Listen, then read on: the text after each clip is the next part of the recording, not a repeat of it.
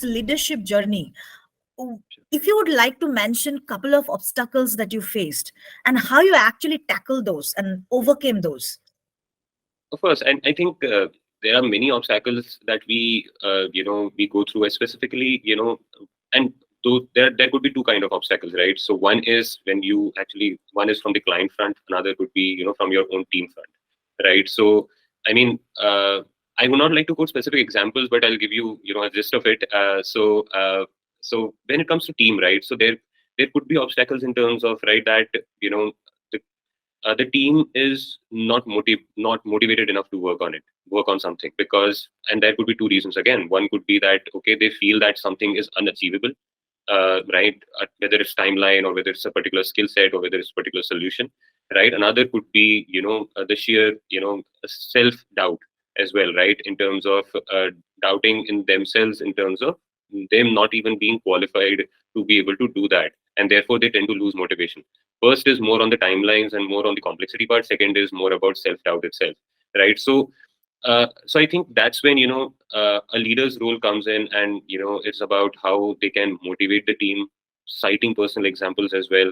Because I always like to quote this example of mine. When I started my analytics journey, right, I was into a project. It was a 3.5 month project. It was a super complex project. We had to develop 14 different models in a 4 month project, and I had a and this was my first project. Just remember that I was a fresher, right? I had no experience, and I was leading a team of three in that particular project, and all those three members had experience of at least 3 years.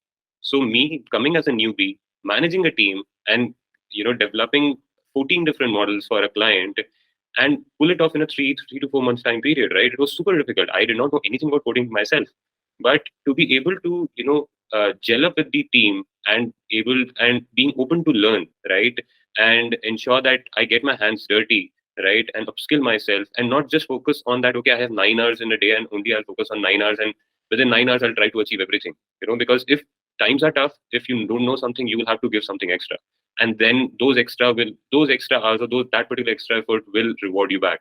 So I generally try to cite this particular example whenever my team is in any kind of doubt, and I was able to achieve that, to be very honest, with the help of my team, because without their assistance, I would not have been able to code at all, right? So they were, I still remember them, and they were super helpful from the word go, right? So this is one type of example, right? So it's about motivating the team, ensuring, sharing what is the best quality that they have, right, and how can they hone and come up to speed, and believe in themselves that they will be able to achieve something, right? So that is one.